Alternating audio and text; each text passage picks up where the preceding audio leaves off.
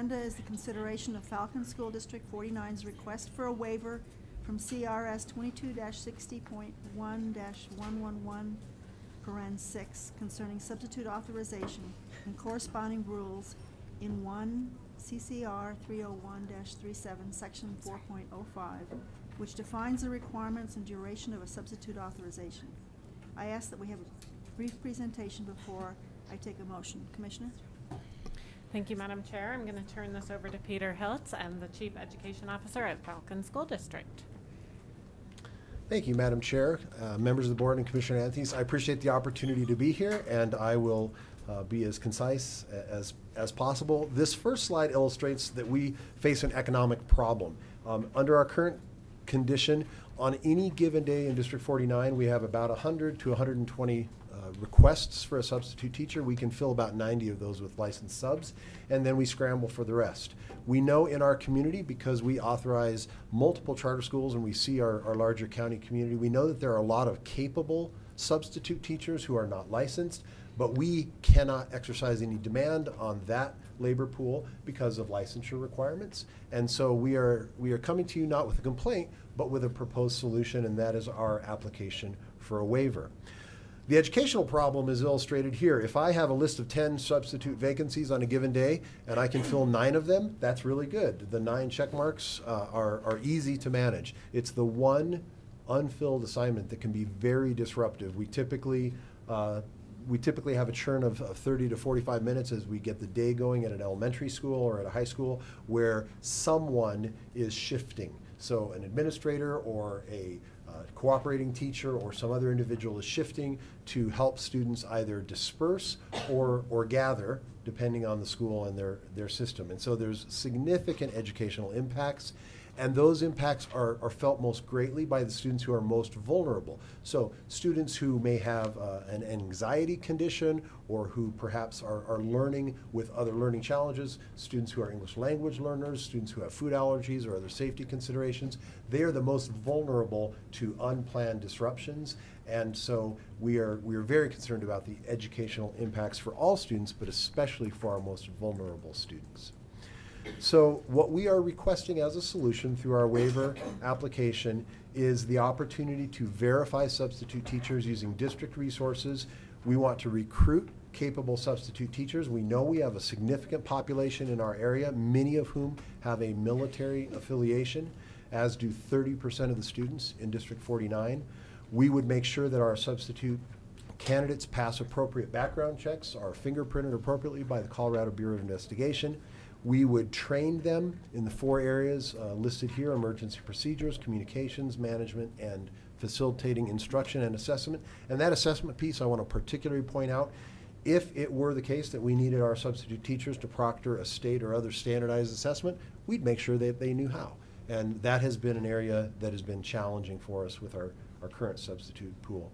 We also intend to monitor our substitute teacher performance and rate our substitute teachers to ensure that we are bringing back high-performing, high-quality substitute teachers across the board, both licensed and, if you approve this waiver, unlicensed. And the rationale that we bring of why we are an honorable partner to implement this requested waiver is that we have great support. Every single school accountability committee, the staff at every school in our district, our district accountability committee, all supported this waiver. We are already familiar with authorizing schools that have waivers from teacher licensure through our charter schools. We are a district of innovation. We have worked very hard to be both innovative and compliant and to support programs like alternative licensure programs, teacher and principal induction programs. And we believe that the problem that we are experiencing is not unique to our district or our community. It's a statewide problem. As employment rates continue to rise, there are fewer people who are looking for this kind of itinerant work. This is skilled gig work versus some other parts of the economy. And so we want to offer a potential template by which other districts might find ways to address their substitute shortages. And if this requested waiver is not functional, if it doesn't work well, we haven't lost anything. We can step back and click back into the current status if necessary. So that is the request that we bring to you. We ask for your support, not only for our administration and staff, but for our students, particularly those vulnerable students that I mentioned before. We believe if you approve this waiver, it's good for all of the students in our district, and potentially will expand and diffuse to other districts and be good for other districts and other students as well. So thank you for the opportunity to make our request. Thank you. Before we have a discussion, can I ask for a motion, please? I'll make a motion. I move to approve the waiver request from Falcon School District 49 for CRS 22-60.5-111. Paren 6, substitute authorization with clear understanding that the State Board does not release its obligations to background and fingerprint checks. Thank you. It's a proper motion. Is there a second? Thank you. Discussion. I have a question. Sure. So my question is, you said that you had other districts. So are you going to be like a charter operator for substitute teachers? Is that what you're thinking about? Madam Chair and members, I don't think that I spoke clearly if I implied that we were going to operate for other districts. As we understand it, this waiver would be specific to our district, but once approved, if another district were to see this as a potential solution for their situation, they could come to the State Board as well and request a similar waiver. Right. That's our concern, our big concern, is that if we offer it to you and say yes to you, then the possibility of getting 77 other districts to come before us would be a big issue. I see that as a problem because we have limited resources, limited time. Yes, ma'am. So that's a concern. What do you pay? What do you pay your subs? We pay our subs $100 a day, and even at that, in our market, El Paso County, we have 12 school districts. There are many days when every available sub is working, and a whole bunch of districts are looking for subs. And what resources are you planning, what dollar resources are you planning to put to that training? So several of the trainings are things that we already offer for existing teachers as part of our 2-year induction program. And so where we have availability, we don't see, there's not an incremental cost because we'll fill empty slots. But if we had the problem, which we would consider a blessing, of having 100 more subs in our pool of potential candidates, we would cheerfully offer them dedicated classes. We would typically, our investment to do a class, for example, in classroom management is about $500 to operate a class. Okay. Any other questions? So I need to be real clear. I'm not going to support this simply because we are yet again lowering the standards, the entries for teachers. And I think Colorado, in fact, I'm told that Colorado is the easiest place to get into a classroom already. And I think we should have higher expectations. I go to a licensed doctor. I go to use a licensed attorney. I believe in having some sort of expectation for someone who calls himself a professional. And it worries me that in Colorado, because we don't pay well, we have to keep lowering the bar. I would rather find a way for us to be compensating substitute teachers. Substitute teacher can be in a classroom for 3 months. And until you find out that person is not qualified, we've already harmed kids for 3 months. And so I personally am not going to be able to vote for your presentation, although I appreciate it. I think there is probably a concern that others will come were we to open this door. Because every time we do open the door to lowering the expectations for folks who will come to our classrooms, or some of the expectations that our legislature has passed, we keep getting more and more requests. So I have a real concern about that. But I appreciate your presentation. I appreciate your innovation. I just think the innovation would be to pay properly. I think, Ms. Goff, Board Member Goff. well, mine was short. I mean, would you consider paying $150 so that you could get that pool of licensed teachers in the classroom? We would, and we do. Part of the issue is that at our current pay rate, we are able to hire every teacher in the region. And so we could pay more, we wouldn't address the issue of deficiencies. And so part of why we positioned this waiver at a bachelor's or equivalent, this is actually a higher bar than the 1-year substitute license that is currently approved. So we aren't respectfully looking to lower the bar in terms of the quality. What we're looking to do is generate a greater pool of quality candidates. Okay. Thank you. Thank you. The waiver, you said our waiver application has overwhelming stakeholder support. Are you, two parts. The waiver application is this specific waiver? Yes, ma'am. And who are the stakeholders involved in that support?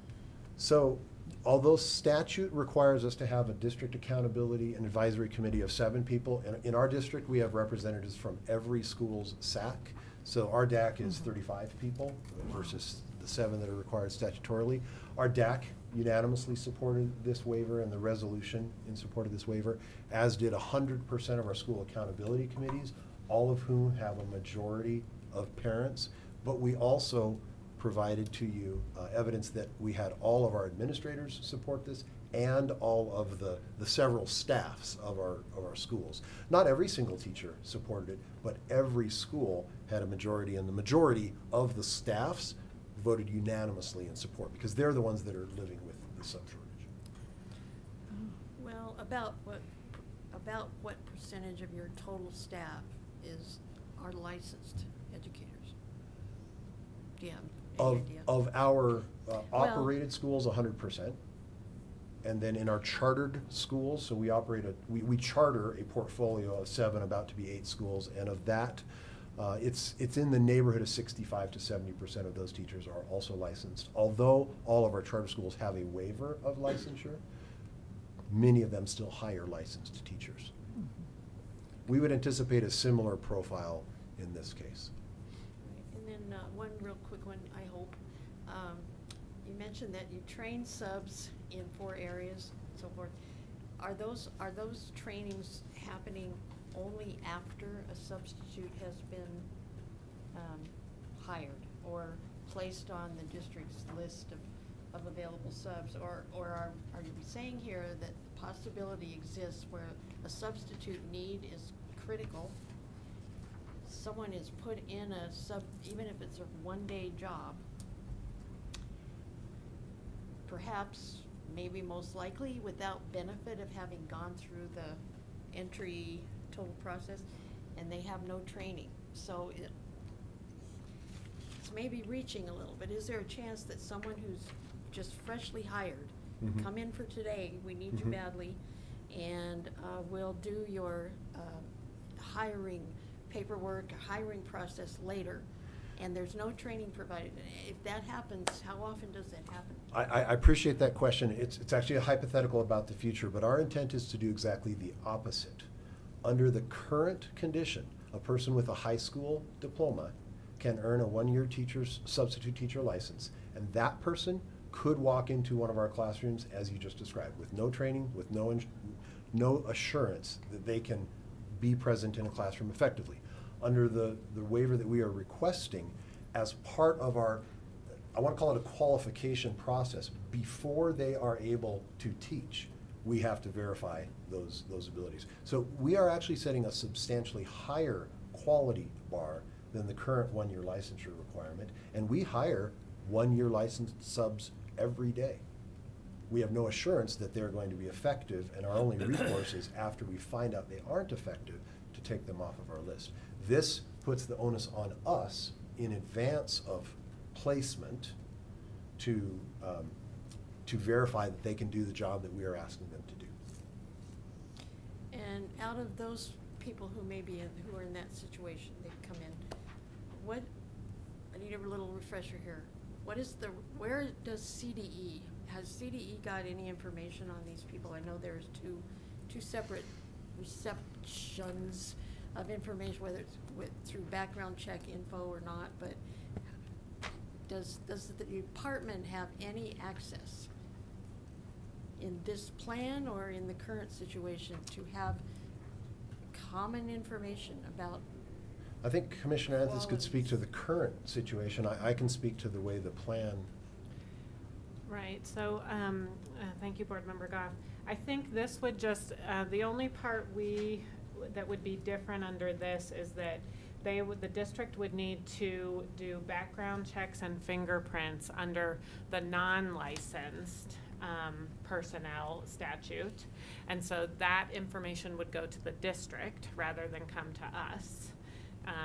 I believe that's the case. And so if the district were to find criminal behavior or something like that, then you would need to report that to us, but we wouldn't get it automatically. It would go through the district, and then they would need to report that to us. So under the current standard, the level depends on the length of license, 1 year versus a longer license. And so at the initial level, the 1 year, the department is essentially looking for evidence of a high school diploma and non-evidence of disqualifying criminal behavior. So we would be looking for something higher, and we would be dedicating resources to training and preparing these individuals to be in our classrooms. Right now, we know some of these individuals currently serve in our district as educational paraprofessionals. We have a pretty good list of really good people that we would like to be able to hire, but for a variety of individual reasons, they haven't chosen to secure licensure through the department. And what would those reasons look like? In some cases, there's a resistance to the perceived bureaucracy. In some cases, there's a sense that once they're licensed, they're going to be recruited into other districts, and they have a familiarity, or sometimes they have children often in our district.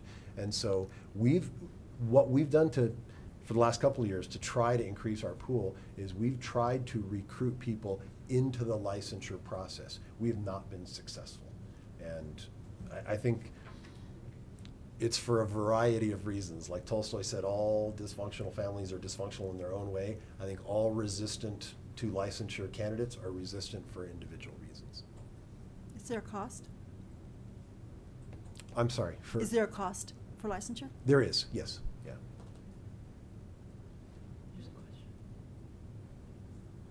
Board Member McClellan? How would you go about determining whether a given substitute has been or is effective? So our intent, and we're doing this for other kinds of positions in our district right now, but our intent is to give 3 parties an opportunity to rate the substitute teacher. And so we're going to leverage technology. It's probably a little too close of an analogy to say this is going to be like rating your Uber driver or your restaurant on Yelp, but it's going to be technology driven like that. And so the 3 parties that would rate a substitute teacher would be the students in the classroom, particularly secondary students. At this point, we don't anticipate asking elementary students to rate teachers, but beyond 6th grade, students have a pretty good idea of the quality of the person in the front of the room.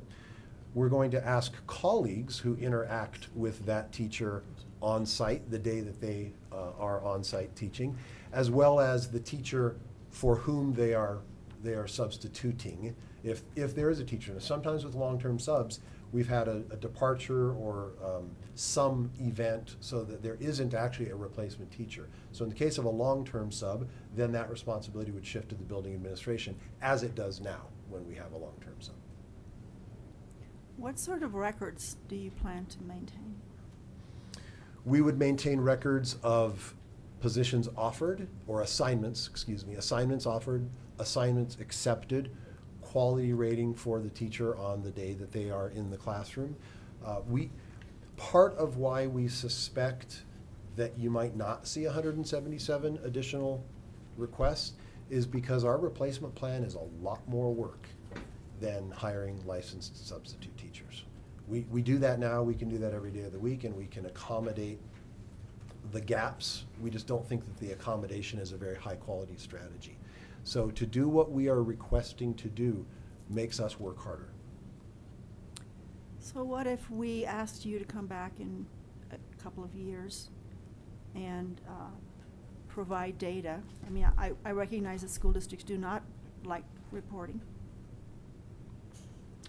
But in order to generate some confidence that our kids are not only protected, Mhm. but educated. Mhm. That we would, in addition to what I think you just reported, which was the number of teachers and their evaluations, also their qualifications, Mhm. how long they taught each time, the evaluation, something that- on that order. Pardon me. What would you propose that you could share with us in a couple of years to see whether this is a viable alternative to licensure? Those actually are elements of our plan. We proposed to report to the department and either to you directly or to you by proxy through the department. We proposed to report fill rates, quality ratings, and I don't think we proposed qualifications, but it would be very appropriate of you to direct us to do so, and we'd be glad to do that. Another example of why I think this is less likely to be a tsunami of applicants requesting to do additional reporting. We don't always like to report, but we do I know. appreciate accountability, and we appreciate being held to a high standard.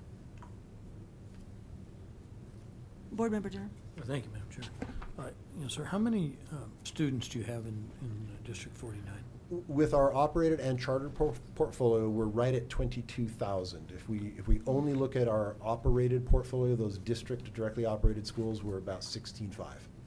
16,000. Yes, sir. And then, so how many teachers do you have in the district? not We including the just tipped charters? over 1,000. So on any given day, you need, On any given day, we need about 100 subs. We have about a 10% rate. That's actually a little lower than some of our neighboring districts, but it's a combination of personal things that could include illness or children's support. Professional learning days are significant, and testing and assessment days are significant. okay, and so your replacement plan is about on par with or actually a little more stringent than the current 3-year authorization for a substitute license given by the department. Is that Yes, sir. We Fair targeted statement. that license specifically. so? You're at least the people that you would have would at a minimum could receive, presuming they pass the background check, a 3-year authorization from the department if they chose to do so. Correct. And should we find this a successful recruiting strategy, it would be well in our interest to fund that and to support them going through that process. It's the initial recruitment that has been our biggest obstacle. And so this is a problem not just in your district, but in multiple districts Yes, sir. in Colorado Springs. So it might be a way to grow the pool.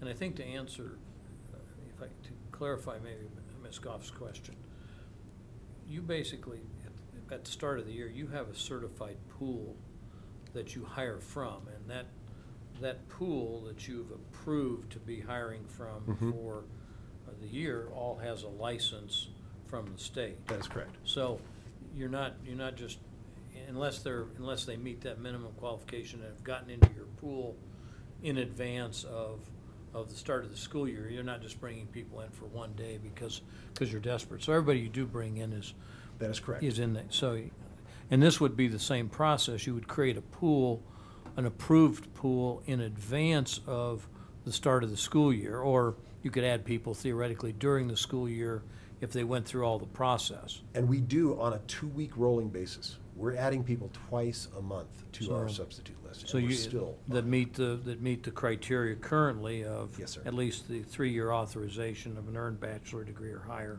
from a regionally accredited college or university.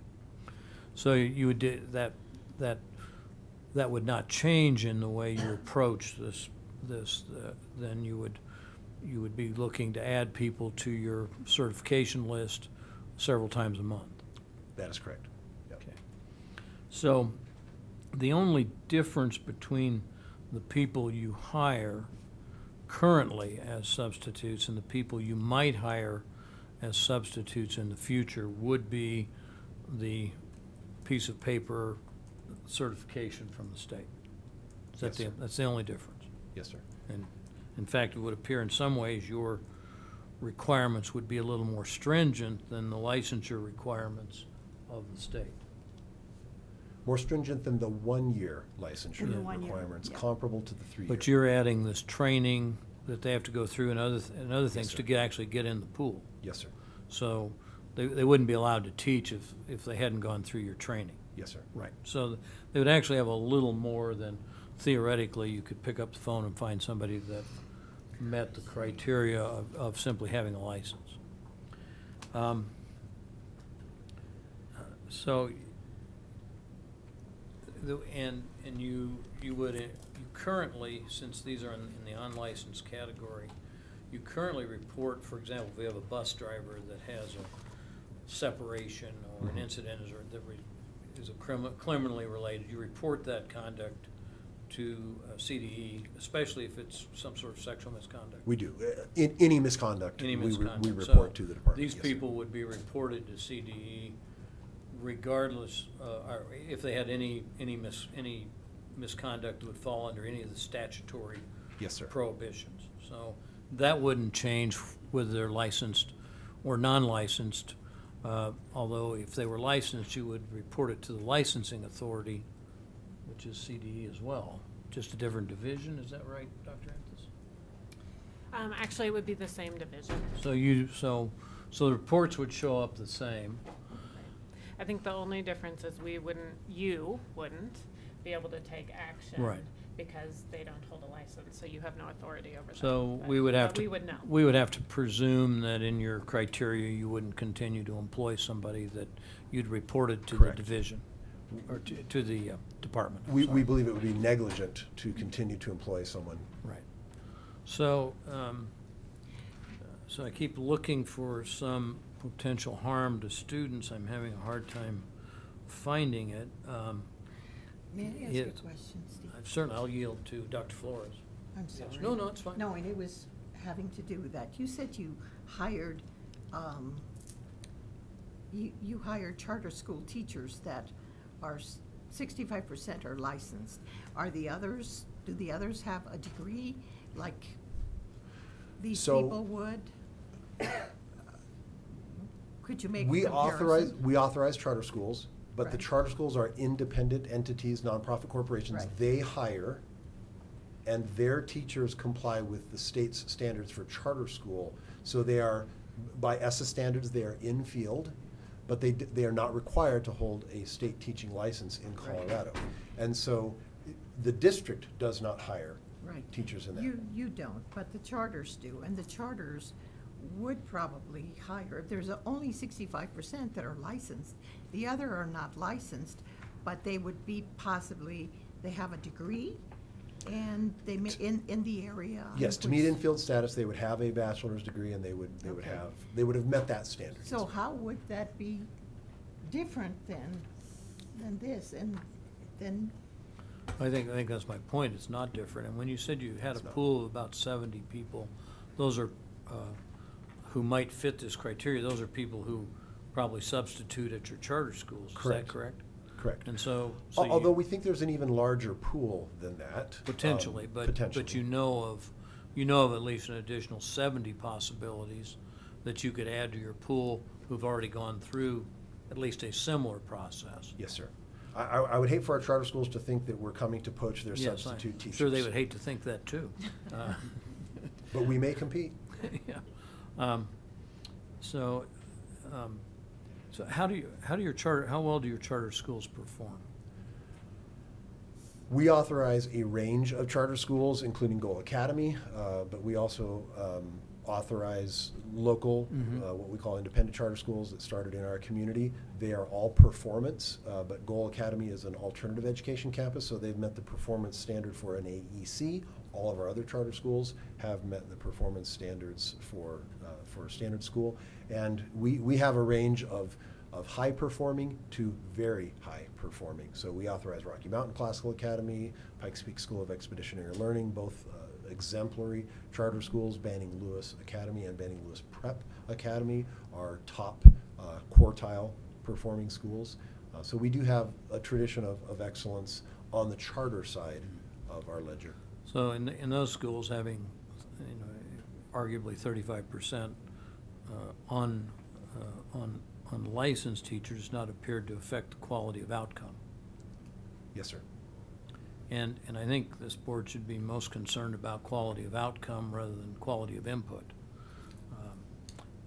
Although I think they're the same, and I don't think quality of input is indicated one way or the other by possession of a license. We've all had bad doctors. I've had at least one bad lawyer, because I lost the case, so it must have been the lawyer's Must fault. have. So, you can always tell whose fault it is. So, I mean, we've all had probably less than satisfactory experience with licensed professionals in various categories, and you've undoubtedly had less than satisfactory results with some teachers who've had licenses. Yes, sir. And some substitute teachers who have had licenses. So it ultimately comes down to the judgment that, and the amount of work you put into making the judgment of whether or not these people are essentially value added to your customers, which is in this case is your students. Yes, sir. And you would be willing if Dr. Anthus were to put together, or her staff were to put together a criteria for you to provide reports, presuming that it's, I don't believe it would be to owners, but would collect information that would help us evaluate the potential good or harm of this program. You'd be willing to do that and submit it on an annual basis in a form as requested. Yes, sir. And that's the language that we used in our plan. Right. Okay. All right. Thank you very much. Thank you, sir. Board Member Rankin? Mr. Hiltz, I am intrigued by your evaluation system that you want to put into place for these substitutes. Do you currently use that for the substitutes that you have? We do not, Okay. although we anticipate developing this regardless of whether you were to approve this requested waiver or not. We want to get better at evaluating our substitute teachers. The challenge there is that right now the barrier to entry is so low that it's difficult to conclude that we should decrease the number of available subs.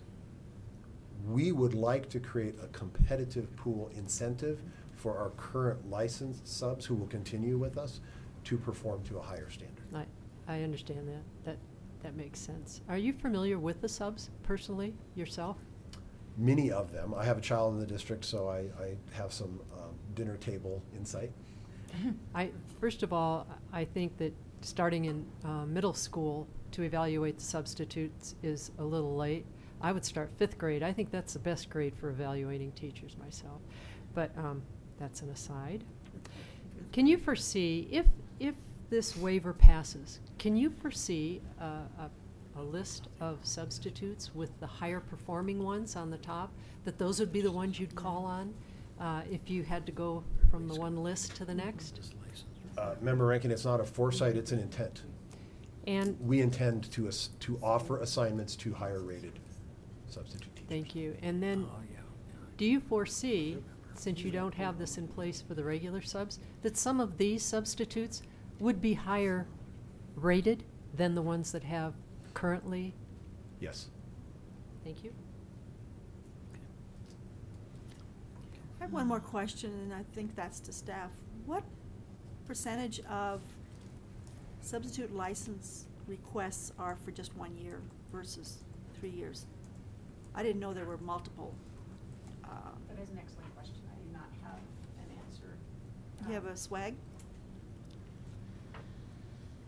I didn't realize that, I mean, I guess we've never, when we've, But majority are for 3-year or 5-year. We do get a lot of 1-year requests. They're usually kind of last minute. requests from a school district? Requests from school district. We absolutely, like, we know that this person's going to be out and we need this person to fill in. Right. Okay. Board Member And- Flores? But wouldn't a 5-year probably be a person that would be more likely to pursue licensure? I would think that somebody. That's who what this does- is. These are folks who are requesting licenses. That is exactly what I'm talking about, folks that want to be subs. they want to be long-term subs if they're requesting a 5-year license, I would guess. And Those who go have through training. 5-year, those who request 5 years have either been a licensed teacher or currently holding a valid out-of-state Right. teaching credential. Yeah.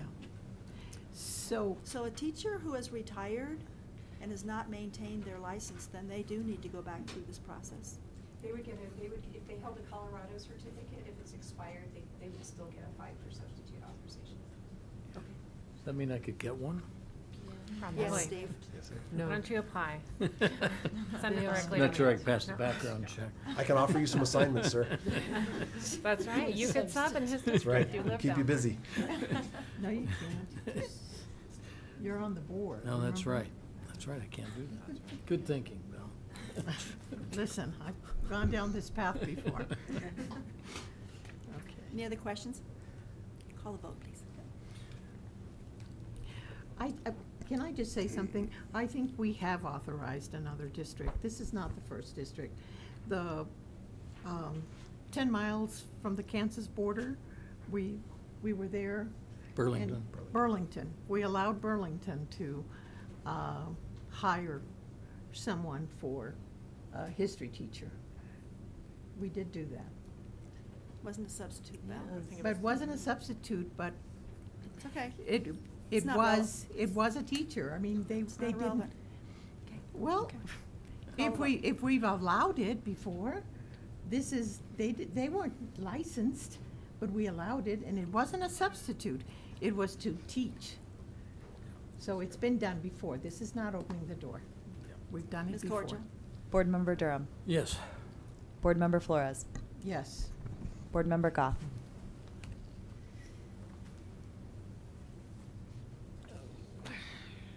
I'm gonna say no. Board Member McClellan. No. Board Member Rankin. Yes. Board Member Shuffle. Yes. Board Member Schroeder. No. That motion passes 4-3. Thank you so much. Thank you all very much. Good luck. Thank you.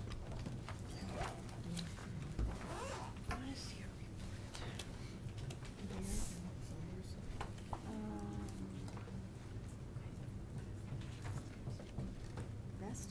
Yeah, that's right. And you have to-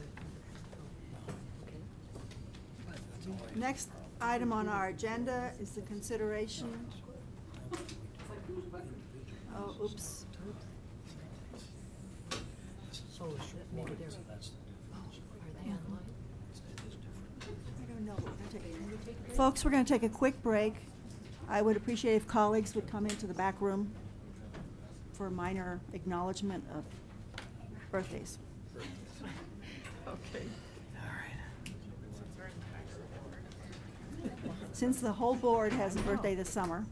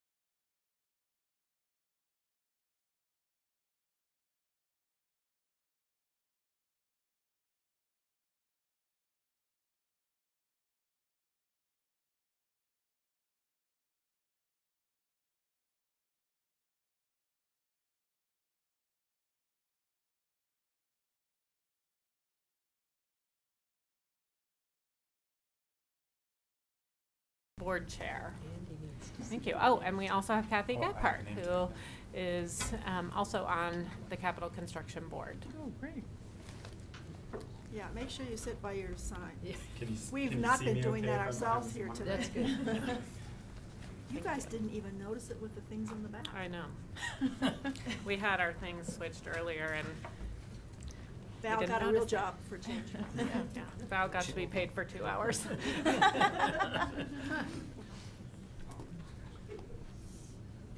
Shall we go ahead? Mr. Stein, Yes, please, Mr. Stein. Thank you.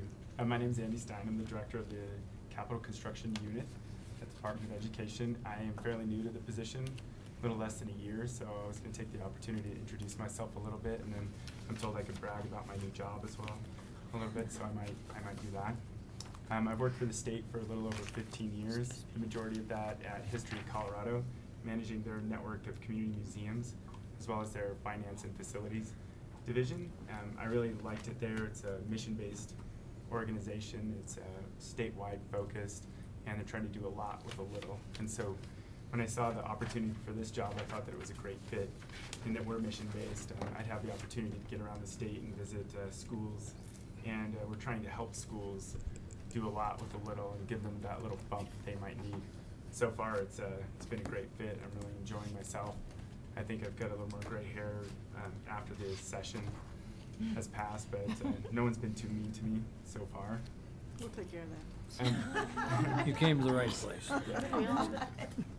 And I only had to deal with two bills.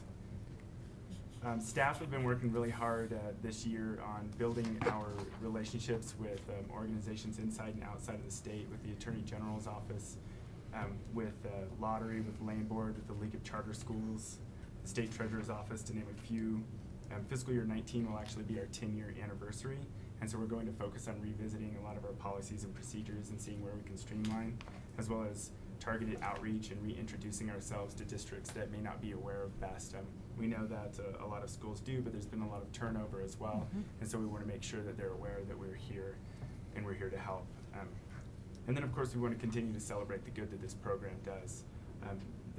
On our fact sheet, we reference that we have positively affected the educational, positively affected schools for 180,000 students in the state. I think that's an amazing number. I love to tell people about that.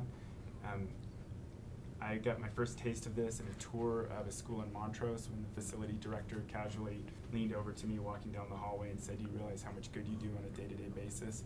I thought I didn't realize that, but I'm glad that he was pointing that out to me. In the May meeting, when we narrowed down the list that you have in front of you today, the outpouring of emotion that we received from the schools there that received grants was amazing. People were shedding tears. I received text message videos of students, gymnasiums full of students cheering when they announced that they were going to get a new school. It really makes it easy to come in to work every day. So I wanted to thank you all for the support. I wanted to thank Katie and Jennifer Oakes for the opportunity to work here as well. Of course, thank the staff. There's been a lot of transition in this office over the last couple of years, and they keep it running like clockwork. This year was the biggest series of requests that we've had in our history. Last year was the biggest before this year. And I would like to point out some recognition of board members as well. We have Roger Good sitting in the back of the room. We have our Vice Chair, Kathy Gephardt, here, and our Chairman, Tim Reed. I have something else here that I needed to read to you. It's the motion that you have. I was asked to point out that the language in the motion is a little different from last year.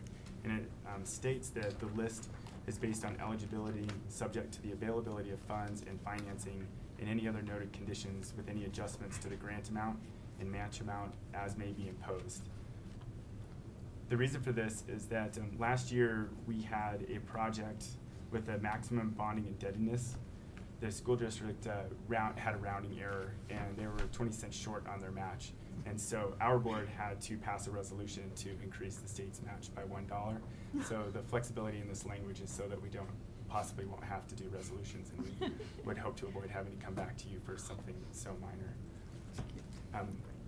One last point I forgot to mention, and it's probably somewhere in your memo, but the board, the advisory board, had the difficult challenge of narrowing 52 requests worth $880 million down to 35 projects totaling $447 million. To put that into some perspective for you, we shared some averages with one of the board members, and I apologize, I don't recall who that was. But we average $100 million in projects against $250 million in requests. So I heard you mention that we get excited about all that we get to do, but there's still a lot that needs to be done. That's very true. So thank you for the opportunity, and I'll pass it over to Tim now. Thank you, Andy. And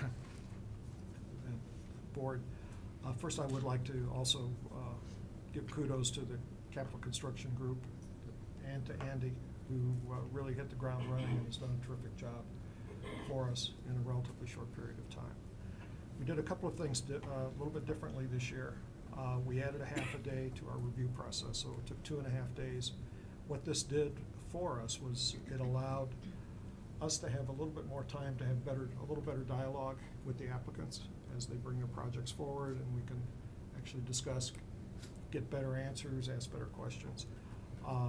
It also takes a little bit of the stress off of the staff in terms of assembling and preparing the recipients at the end of the 2-day session. As you can imagine, especially with the number that we had this year of actually interviewing 51, that's a lot of people to do, a lot of groups to do in a relatively short period of time of 2 days. And a number of these applicants have multiple schools, so you're talking about issues at the individual schools. As always, when we make our selections, it's focused on need. And each year that I've been on the board, I think we've done a better job of reaching a more objective approach to how we evaluate and actually award the grants. And this year we were almost 80% of the grant applicants, which is really quite a high number. Mm-hmm. And I think that one of the things that we've heard in the past from applicants that come to us with basically deferred maintenance type needs, new roofs, new boilers, new windows, these types of things, is that why can't you fund all of those? I think this is a case where we actually funded almost nearly all of those that were requested. So not only did we fund new facilities or major additions and renovations, but we funded a lot of these projects that could wipe out an entire school district's capital program if they have to replace a roof or a boiler in sort of an emergency situation. So that being said, Catherine, do you want to add anything? Okay. I just want to thank the board for the support of this program. And I know you supported us through the legislative process, so I just want to say thank you for the support that you've given us and supporting the staff and supporting the board. And I certainly second that. Your support is deeply appreciated by not only the board, but by all of the participants that are out there. Thank you. Thank you. I think this. Board Member Durham? Thank you, Madam Chair. You want to make a motion? Would you like to make a motion? I move we approve the, I don't have the written motion in front of me. It sounds like it's a little more I'll read it. complicated. Yes, okay. Thank you, Madam Chair. I move to approve the award of projects on the attached BEST fiscal year 18-19 prioritized grant list based on eligibility, subject to the availability of funds and financing, and any other noted conditions with any adjustments to the grant amount and match amount as may be imposed by Colorado Revised Statutes 22-43.7-109, open paren 10, close paren, open paren A, close paren. Thank you. That's a proper motion. Do I have a second? Second. I second it. Lots of people just seconded. Ms. Rankin. Take your choose. Take your. I just Mr. have, Durham, go ahead. first of all, I think it's I'm really glad to hear we're kind of moving to the top of the list, the controlled maintenance, because if you can prevent deterioration, you save a lot of money, save the taxpayers a lot of money in the long run. So I think those are very smart things to do. And then the second question, or the actually first question is, so you're actually going to pass out, do you do $274 million? I didn't think we had that much money. Is that the correct amount that you're actually going to give out, or is that probably is over a 2 or 3 year period, or how does that work, and what's the source of that funding? The total project amount that was funded was $447 million. That includes local match, though, right? That includes the match. Right. So where's the state share is 274? About, yes, that sounds about right. that will be over a 3-year period. And the source of that fund, of those funds are? There are 2 sources of funds. One is cash that's sitting in the assistance fund, and the other source is financed, lease purchase projects. Okay, all right, good, thank you. Any other questions, comments? Board Member Goff? Yes, and I could probably find this by looking really well. What was the average amount of district match, percentage-wise? Is there an average available? There is an average available. Let me It's- see if I have it. it's- I want to say it's about 40%. I was gonna say, it feels higher I think it's than it 40%. has, logically. It makes sense right now, but, yeah, that was a remarkable observation. Mhm. So, great, thank you.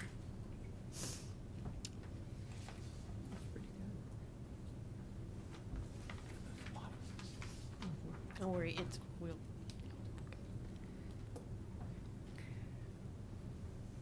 I'm just sad that Denver. I don't actually have it written down here. I thought I did, but I'm pretty sure it's about 40%. How do you decide what amount a district can match? Does the Well, district suggest that? Are there actuarians or whatever folks, financial folks who figure this out, or? We have a match calculation process that's defined by statute, and there are a number of factors: assessed value, the amount of attempts that the district or the school may have Made in the attempted past? for bonds previously, and a number of other factors in there. Okay. And have you guys Property kept level. track of the success rate when when districts have had to come up with a match? Compared, obviously, it's a real struggle when they're the only ones, but when in fact some of the funds are coming from BEST, what is the success rate on the voting? Success of, The match, raising the money in the community for the match. oh, I don't know that we have necessarily tracked a record, but I would assume that a district would have, or a community would have an easier time gaining. benefit. Easier, Yeah. yes. I'm just curious whether we know. I don't think that we do, but it would be interesting to look into. Yeah. We kind of find out because then those are the districts that fall out that year, if I'm not mistaken, and they don't get the best money, right? And we go to the next line. We'll have applicants who are coming with bond dollars available or cash available. And then we'll Already? have some applicants Oh, who will okay. actually be awarded a grant, and then they will go seek those bond dollars, so it happens both ways. Both ways. The prioritized list is completely based on the needs of the building, and then we focus on how much money they're actually able to bring to the table. So how much money a school has does not affect their ability to be awarded a best grant. Okay. Plus, Good- we also good have a priority. waiver process as well, where a district may be financially strapped or not be able to make the entire match, can apply to the board for a waiver, which would reduce that amount. And they're asked. After we've approved these. Okay. Yes. And we have a separate waiver process for charters. They have Okay. separate criteria because their funding streams are different. Different. So, for example, one charter school this year, we funded, I think their match was about 1%. 38.5% is the overall match. Thank you. Mhm. Phone a friend. Reached out to my lifeline. Close enough. Thank you very much. Any other questions? So we have a motion on the floor to move these awards of projects. Do you want to call the roll, please? No, Board I didn't Member read it Durham? all. Yes. Board Member Flores? Yes. Board Member Goff? Yes. Board Member McClellan? Yes. Board Member Rankin? Yes. Board Member Shuffle? Yes. And Board Member Schroeder? Yes. Thank you. That passes unanimously. Thank you very much, folks. Thank It's a you. lot Thank of you. work, I know. Good job.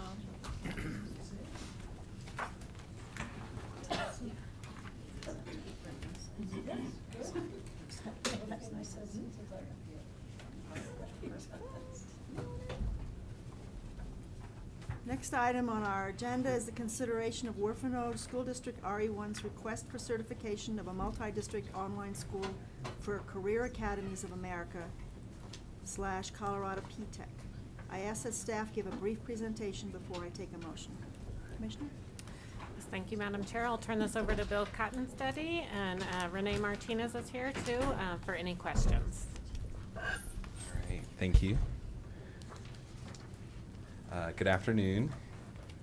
Good The Also, we have following- Michael Moore, who is our superintendent in Huerfano. Good afternoon. The following two agenda items are related to applications for certification of a multi-district online school. The first is submitted by Huerfano School District on behalf of Career Academies of America, Colorado PTech. Excuse me. Each year, authorizers may apply to the state for certification of a multi-district online school. The criteria used by the Office of Blended and Online Learning to review applications is established in state board rule. The Office of Blended and Online Learning reviews applications twice per year with deadlines for submission no later than January 2nd or April 1st, or the closest business day thereafter. This year, our office received 2 applications by the April 1st deadline. The first was submitted by Huerfano School District RE1 on behalf of Career Academies of America, Colorado PTech. On the district's original application, there were identified gaps that did not meet the standards set within the rubric.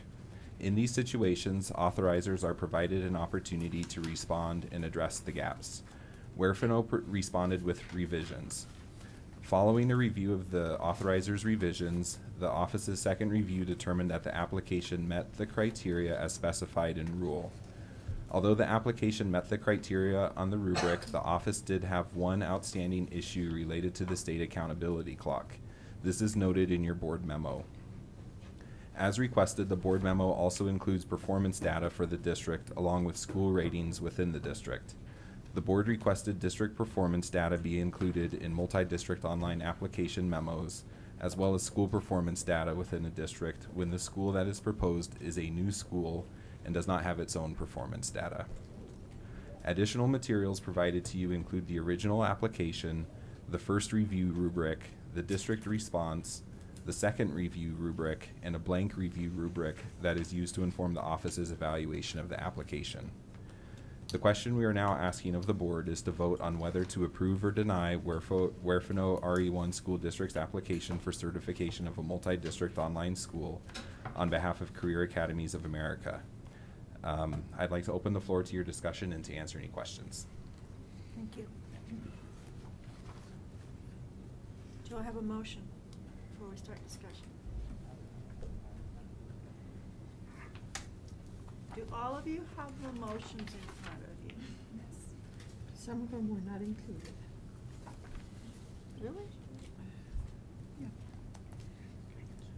Rebecca, make a motion. Come on.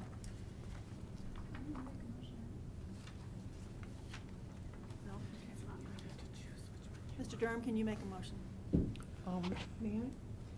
Sure, go ahead. Okay. I move to deny Huerfano School District R1 request for certification of a multi-district online for Career Academies of America, Colorado P-Tech for the following reasons. Board members must specify the reasons No, no, for. no. What's your reason? Well, first of all, the reason is that Huerfano has enough to deal with what you have already, meaning you're a small school district. You don't have, all your schools are not at, maintained at a high level. And so I feel that you really need to bring up those districts, that would be work enough to bringing up all the other schools that you have in your district without taking on the responsibility of an online school to manage. Thank you, that's a proper motion. Do I have Second. a second? Thank you. Now, any discussion?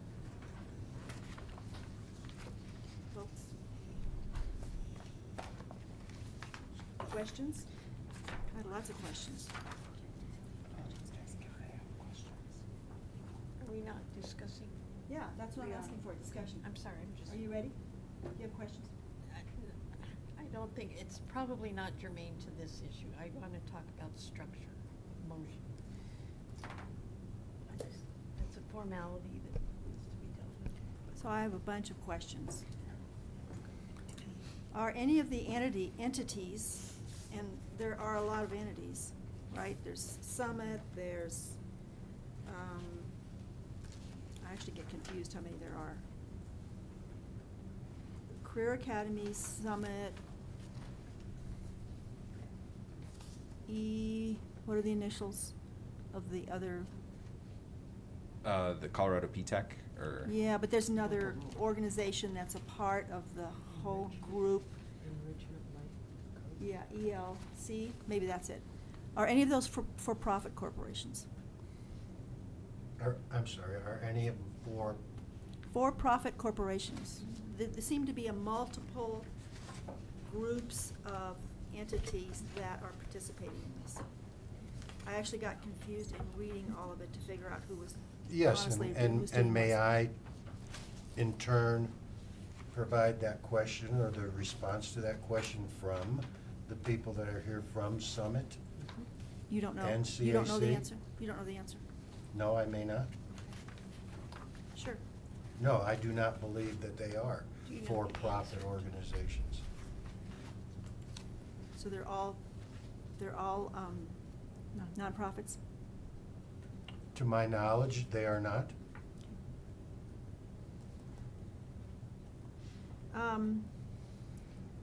Who will determine the graduation requirements for the students that participate in this program? It's A multitude. It was my high school principal and myself and the personnel of Summit Education. Will set the graduation requirements. Will they be the Werfenau School District graduation requirements? Or will they be, I mean, there are some graduation requirements in here. They are in line with Werfenau's graduation requirements. They meet graduation requirements that the state demands. So it's a combination of what our requirements are, what Summit Education Group's requirements are for the charter school, yet they meet the state requirements for graduation. So I didn't see that when I read the graduation requirements. They were completely different from they did not include any of our guidelines at all. Mr. Durham. Thank you, Madam Chair. If I may, if they didn't meet those guidelines, then perhaps that should have been addressed in the rubric or whatever, to provide us an opportunity, if they did not meet at that time, for us to, as a group, to meet again to ensure. As the authorizer, that is your responsibility, I think. Board Member Durham. Thank you, Madam Chair. I'll speak for myself, although I believe other board members have similar concerns, and that is that your district you have schools that have been on the accountability clock, and I think still have one that is on the accountability clock. And so I think there is some concern about the ability to manage an additional entity for a small district to be able to devote the resources necessary to provide the proper oversight to a third-party provider. So I think that is an issue. It's not an issue that you couldn't overcome, but I think given the current performance standard ratings in the district, it certainly would give the board, at least it certainly would give this board member, pause to really be concerned about whether or not you could do that adequately. Secondly, I think I am concerned about the performance of the provider, of the proposed provider here, and I think we are really waiting to see some results of some of the other endeavors they've been involved in with Los Animas and some other districts. So I'm not comfortable with the approval of this particular online request. I believe that distance learning is going to be an increasingly important part of the delivery package of education in the state of Colorado, and I hate to see its growth stifled. But the alternative to that is that I believe that if we don't have quality providers and quality outcomes for this, what I would consider still an experimental delivery method, it gives the opponents of this delivery method something to point at and to try and perhaps kill this as this type of delivery in its infancy. And so I'm going to vote no on that basis, that And it's no reflection on you personally or your commitment to trying to make this work, but it's not easy. And I think the board would not be doing its due diligence if we didn't take a hard look at your proposed provider. So, thank you. Mr. Durham, if I may direct, do I have the opportunity, I don't know, to address It's all right with his me. concern? It's okay. Sure. So I could perhaps allay those? Sure. Okay. I understand your concerns about our accreditation statuses in the past, but you also, in the memo, understand that we are in the process and have been in the last year and a half of implementing what I would say, and you chose the correct word, a rigorous plan to ensure sustainable improvement. If you'll notice in your chart that was provided in your memo, our schools did improve in 2017. The majority, every one of them, and even the district. So that's huge for us. And those programs will continue to operate. I believe we have the personnel, the programs, the strategies, and the wherewithal for continuous and quality improvement in our district and each and every one of our schools. We have passed a mill levy override in 16, which has enabled us to help bring quality personnel into the district, where prior it was very difficult. We've increased our salary base. We've offered recruitment incentives and measures to keep and to retain our teachers, to recruit and retain. We feel that we do have the personnel in place to continue upon the strategies and the programs that we've implemented to help our children perform to the best of their abilities. In addressing the accreditation piece, it is important to note that from 16 to 17, each district, or each school, and the district improved one accreditation category. We're not on a downward spiral. I see it as a positive note and not negative. Peakview was not too far from the performance rating. They were just a few points away, even though we did receive an improvement plan due to participation, low participation. We've also received 3 significant grants this year. I feel they're significant. Those grants are the Social Emotional Learning Grant, Counselor Corps Grant, and 21st Century Grant that we think that can bring more strategies and programs to help our young people in our rural setting. I'm confident in our abilities. And I understand your part about the investment or expending resources, especially people and time.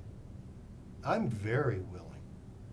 I am very willing to do the work that is necessary to have the oversight needed.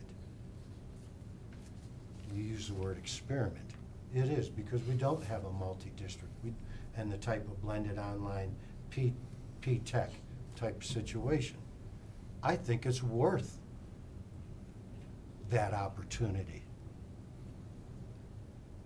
to make every effort to see that this succeeds. It's a unique program. And because it's unique or experimental, I don't know why we would possibly think, well, no. New things happen because people meet those challenges. They desire them to occur.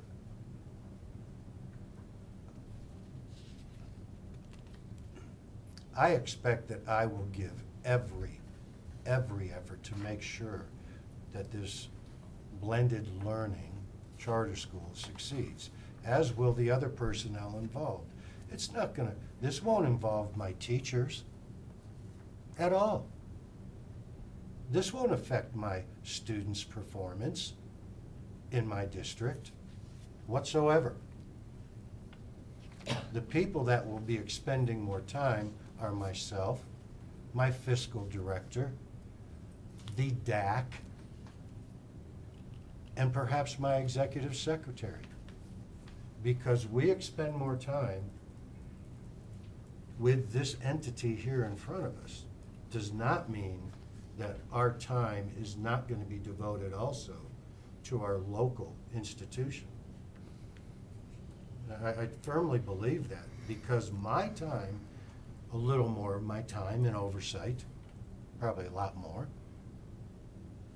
and the other personnel I mentioned, our student scores won't rise or fall because of this. I don't feel it'll have any bearing, because the programs, the instructional strategies, and the personnel are in place to keep delivering to our local children what we have delivered in the past year and a half. So thank you for letting me respond, sir. Thank you. Were you finished, Mr. Durham? Well, I think, you know, I'll give you just a specific example. I mean, the delivery of the program is clearly going to be done by Summit Education Group, the Colorado Public Benefit Corporation. And I think if you look Yes, sir. at page 11, the what a Career Academies, which is your charter school, expects to grow to serve 300 people in grades through 6 through 12, and then eventually 750 supported. And so it's a blended learning concept supported through facilities across Colorado. So really, we're standing up. There's another charter school on multi-district online charter school being stood up by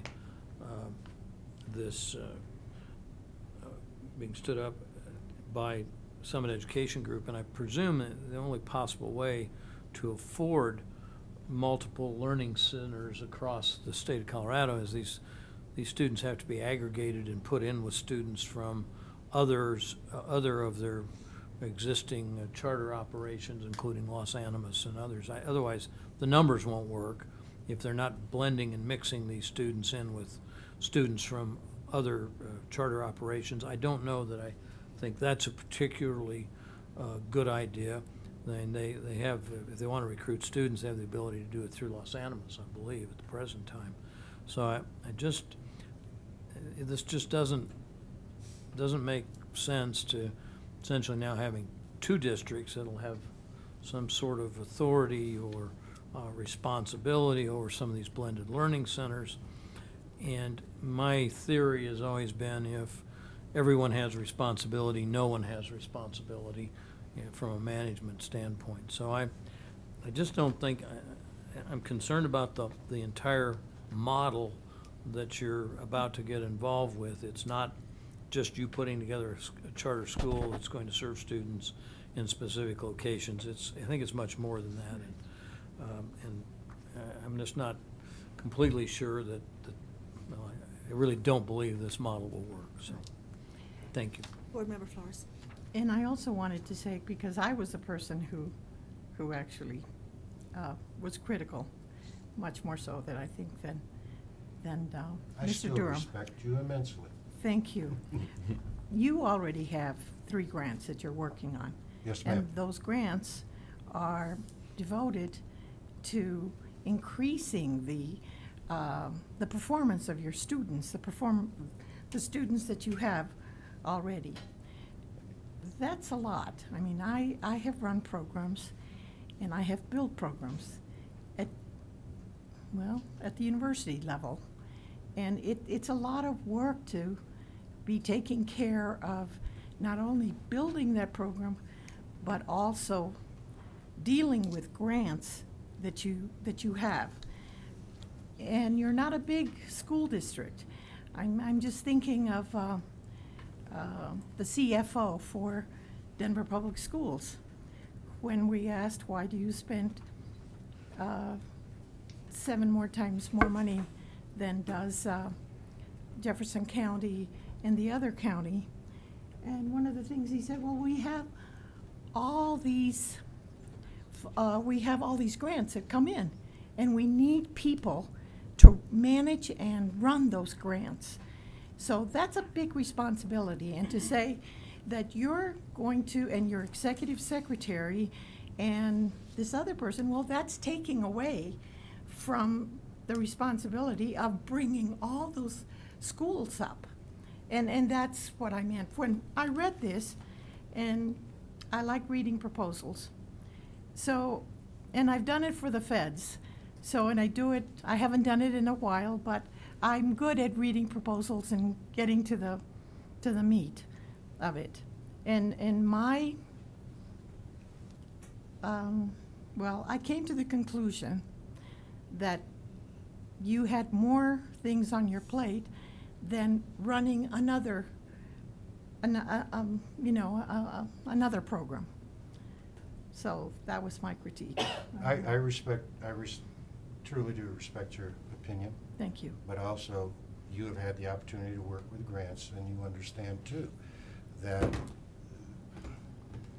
I'll say the majority of the people who are implementing those grants and working with those grants directly are those most closely involved with our students.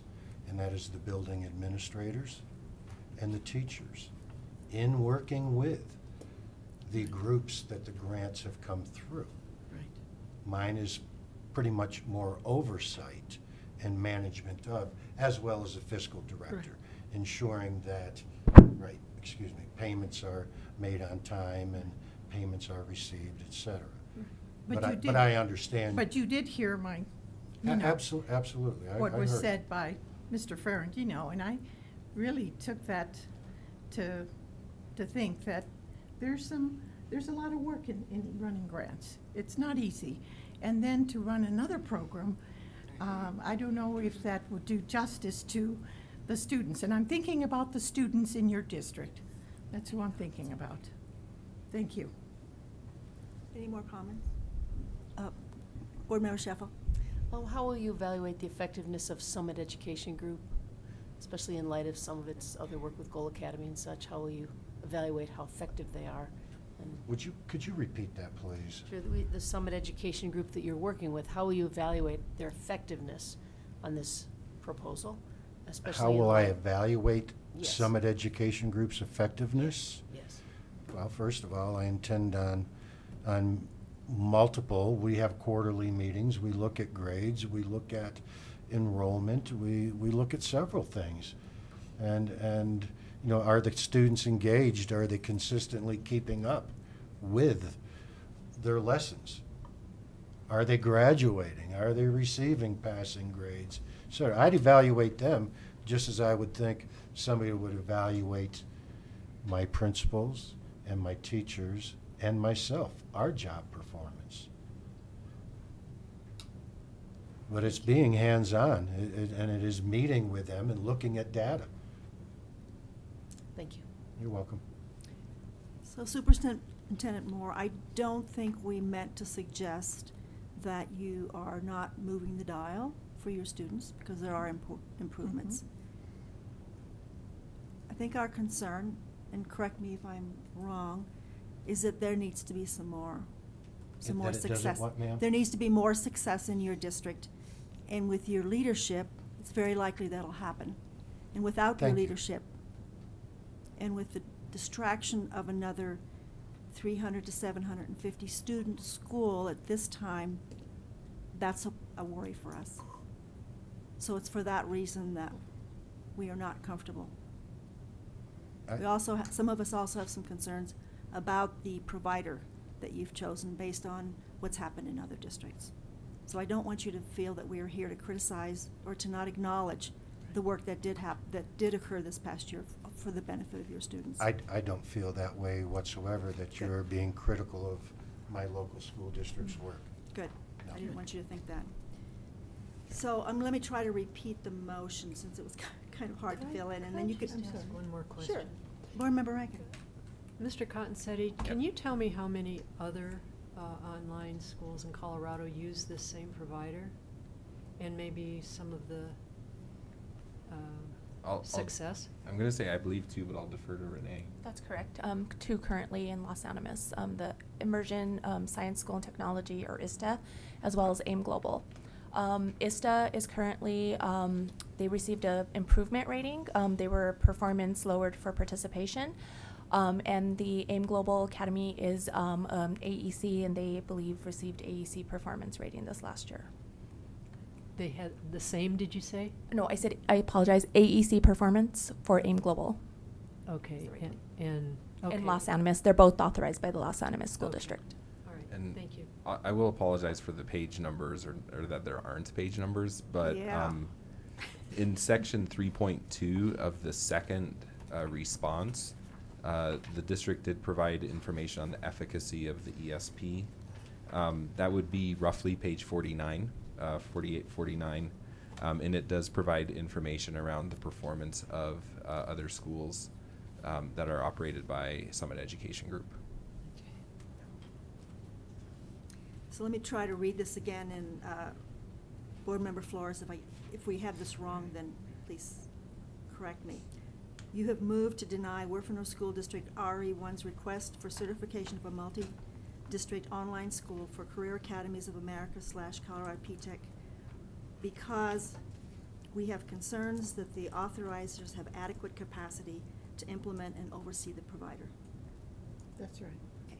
And we had a second, Mr. Durham? Yes. Okay. Can we call the vote? Ms. Kirchhoff? Board Member Durham. Yes. Board Member Flores. Yes. Board Member Goff. Yes. Board Member McClellan. No. No? Okay. Board Member Rankin. Oh, I'm so sorry. No. I forgot that her motion was in the negative, so that was a yes vote for me. Okay. Thank you. I apologize, I forgot that she moved to deny. Board No. Member Rankin. No? Sorry about that. Board Member Shuffle. No. Board Member Schroeder. Yes. That motion passes 5-2. Thank you. Thank you for coming. Thank you. So next is 16.02. I'm coming. Next item on our agenda is consideration of Pueblo County School District 70's request for certification of a multi-district online school for 70 online. I ask that staff give a brief presentation before I take a motion. Commissioner? Sure. Yes, thank you. We'll just take a brief pause while we're getting. Welcome to the Meeting One conferencing service. If you are the host, please enter your PIN and the invalid entry. Please try again. Invalid PIN. Please try again. You are joining your conference room. You are the host. Access is immediate. For a menu of available prompts, press 6 and the pound key.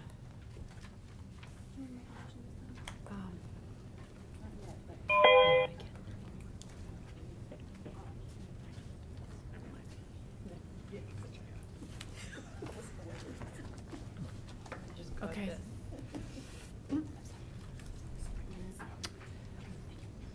Superintendent Smith? Yes, Okay, perfect. Just making sure you're on the line. And you can hear us okay? we are.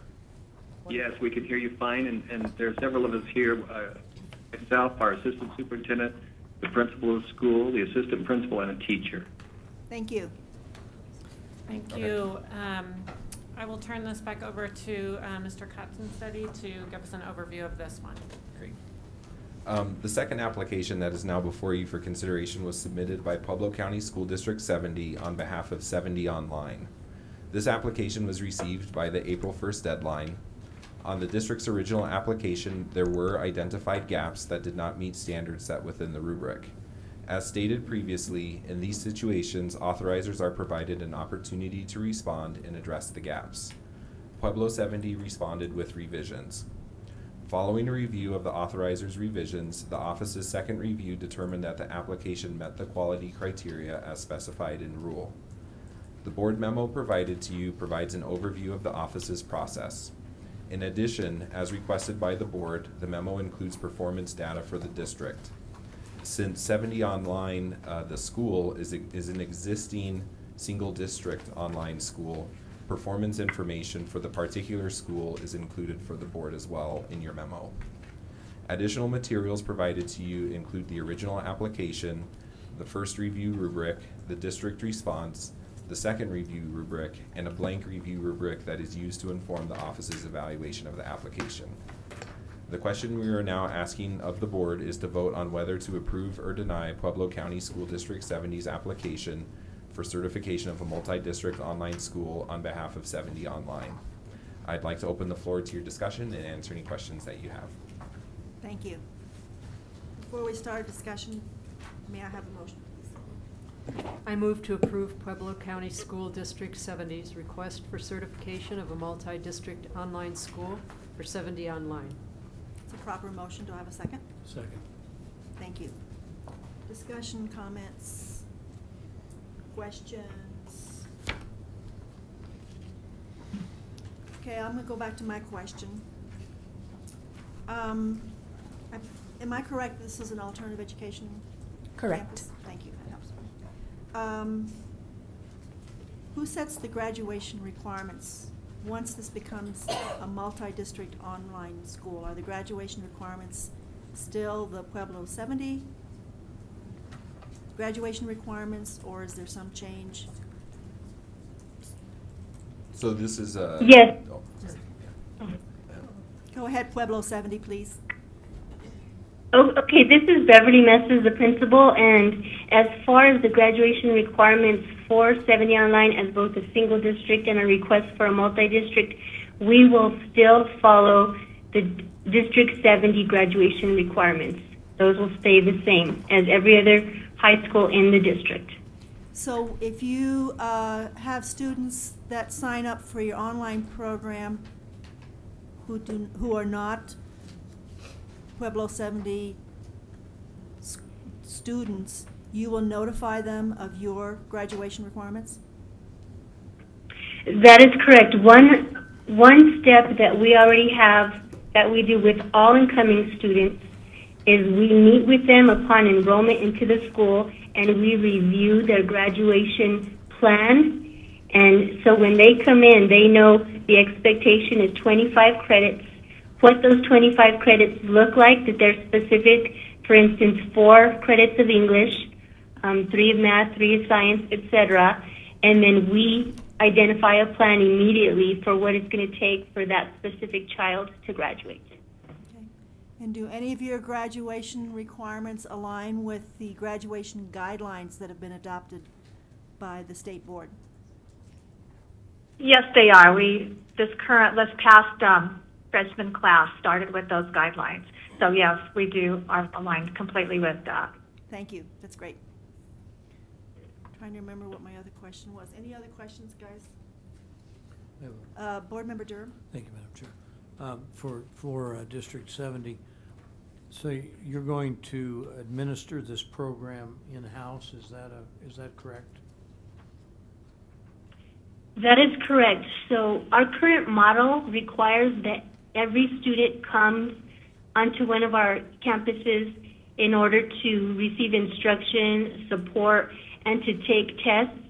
So District 70 Online is NCAA accredited, and that was a rather extensive process to get that accreditation a few years back. And along with that accreditation, it requires that every assessment that we give to students be given in person.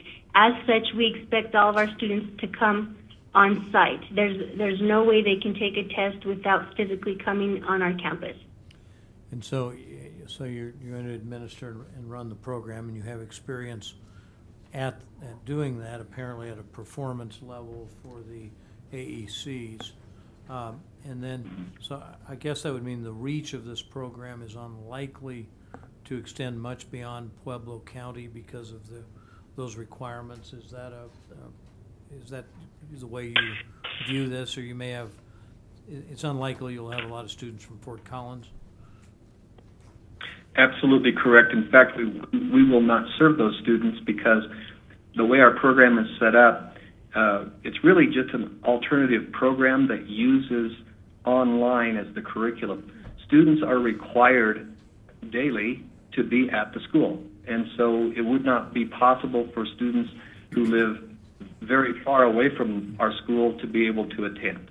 So this is still a blended learning approach then? Yeah, it's a blended program, right? Exactly right. All right, thank you. Any other questions? Are we ready for a vote? Board Member Flores? Well, there's a description of the plan to evaluate the longitudinal, I'm reading this from the student assessment data is absent, and there is no mention of research-based strategies for closing achievement gaps based on evaluation of student data. While PowerSchool is identified as a data management system, there is no description provided of this system, nor how it will be used in the data analysis process. Also, in the financial management facilities management and risk management, the description of the organizational and financial plan, including which staff will be responsible for financial management and operations, is not provided. The school has not provided a complete list of types of insurance for which the school will contract. The school budget does not account for insurance coverage, nor reflect assumptions to cover expenditures until the revenues are realized. So there are some gaps in this proposal. Also, I mean, there's not a student handbook available. Board Member Flores, I think there's some staff would like to respond. Yes, please. Ma'am, I believe most of that information should be included within the revisions that were submitted. Yes, that is correct. So that is the first version of the feedback provided to the district, and they did address all of those concerns with their resubmission. So you should be able to find those within the resubmitted application and appendices. I kind of ran into the same problem because it felt as though I was reading the same thing over again when I read the second response. So for future purposes, it would be helpful if it was really clearly identified, and I don't know how you guys feel. I'd like to have the final one first. Yeah. Okay, gotcha. If that's okay with Sure, you. we can do that. The focus is a whole lot better than waiting until later on to find the deficiencies. Once I started reading things that were repetitive, got a little starry-eyed and we had about a feet and a half of reading. Yes, to do I this, know. yeah. So, Thank you know, each time we give you feedback, and we don't intend it as criticism. Sure. We're just looking for ways to make this more bearable for us because Sure. it's voluminous. I think it's good that you're providing us all of it, so I don't want to discourage you from providing it for us, but recognize that, like normal kids, our attention span just kind of having it clearly on there. This is the final proposal, and then we can go back and look if we want to see what the changes have been in between. Okay, we will I would make those appreciate that. changes. And it looks like I'm getting nodded heads, not nodding heads. Sorry. Thank you. Does that answer your question, Board Member Flores? Well, I just went through this. I had exactly the same. I had exactly the same thing, and I had to go through it a second time. Thank you. Are we ready for a vote? Mrs. Cordial. Oh, I need to repeat the motion, if I can find it. I have it here, Madam Chair. Please, thank you. The motion was to approve the Pueblo County School District 70 request for certification of a multi-district online school for 70 online. Thank you. And that motion was made by Board Member Rankin and Correct. seconded by Board Member Durham. Correct. Now you may go. Thank you, Madam Chair. Board Member Durham? Yes. Board Member Flores? Yes. Board Member Goff? Yes. Board Member McClellan? Yes. Board Member Rankin? Yes. Board Member Shuffle? Yes. And Board Member Schroeder? Yes. Thank you. That passes unanimously. Next item, I think, is 6.07. Am I correct? 16.12, yeah. Or yes, so 7. 16.06. Bye, The thank next you. Thank you. Thank you, Pueblo 70. Thank you. The next item is the consideration of Colorado Charter School Institute's request for waivers on behalf of James Irwin Charter Academy. I ask the staff give a brief presentation before I take a motion. Commission. Yes, thank you, Madam Chair. I'm getting my bearings too. I think we're just back to Mr. Cottonsteady to give an overview. Last time today. Yes, thank you. So the next agenda item is related to a charter waiver request submitted by the Colorado Charter School Institute on behalf of James Irwin Charter Academy. The board memo provided to you provides an overview of the school's waiver request. The majority of the school's requested waivers were a part of the charter's previous contract. Among the new waivers requested, all but one have been previously approved for other schools by the State Board of Education with comparable replacement plans. The school did request one waiver that has not been approved by the state board before. This is the waiver related to the school readiness assessment reporting. Staff was asked to flag whenever this waiver request is included with the charter application and to remind members of the board that in February, the state board denied the first time the waiver request was brought forward. The state board was concerned that granting this waiver would interfere with the board's ability to report school readiness data to the General Assembly. The state board denied another charter school's school readiness data reporting waiver in March of this year on the same grounds. The question we're now asking of the board is to vote on whether to approve or deny some or all of the corresponding non-automatic waivers submitted by the Colorado Charter School Institute on behalf of James Irwin Charter Academy. I'd like to open the floor to your discussion and to answer any questions. Thank you. I have a motion.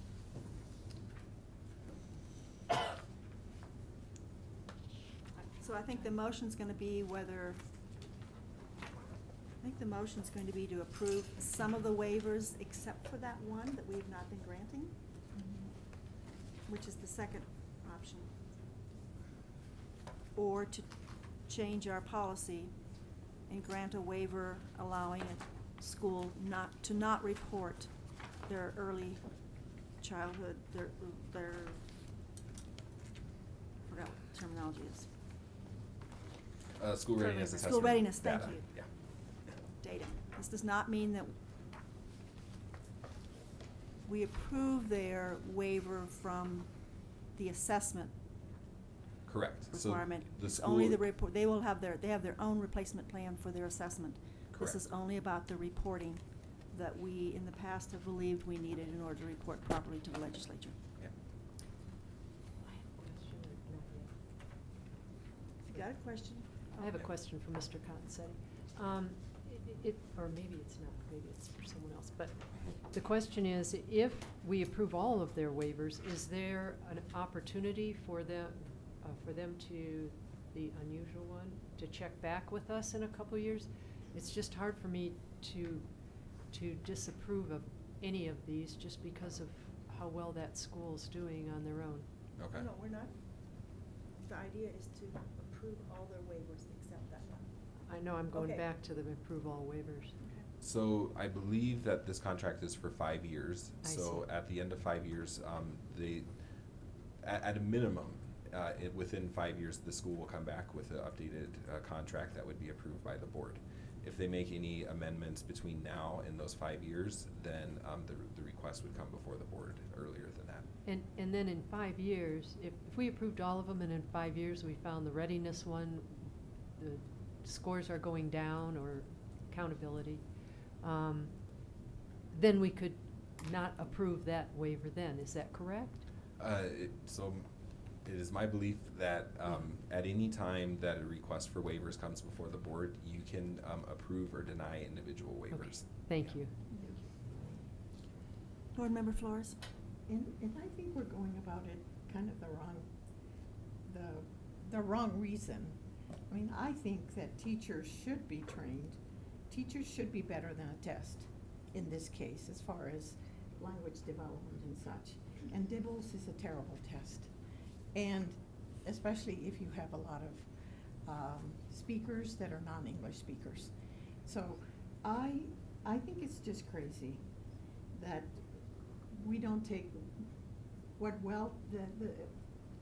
the data that well-trained teachers can provide instead of saying, well, we have dibbles and it sort of matches. I think that teachers can do a better job of measuring language and reading readiness than does dibbles. And so it seemed to me as if they gave a lot of the, well, here's dibbles and because, we give dibbles and we can give dibbles, then we should not. And I think what I hear you saying is that only because of the reading readiness, we would approve all of them except because of the reading readiness, then we will not. So, Okay, let me try it again. okay, try it again. We are not telling the district that they need to use a particular, we're saying to the district that they can use their plan to evaluate school readiness. This is only about our request that the results that they have are reported to the department, as are the results from all other school districts, so that we can provide a report to the legislature that their students have been evaluated for readiness, but not how. This does allow the district to use the process. This is the only exception that we're talking about But they're here. gonna use dibbles.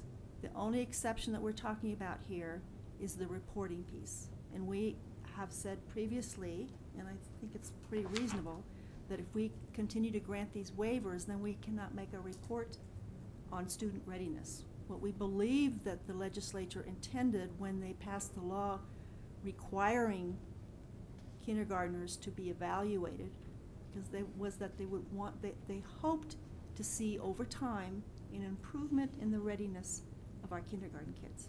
And if we can't provide the report from districts that in fact they're seeing a positive change or aren't seeing a positive change in the readiness over time, we can't provide them with that information. So this is only the reporting piece.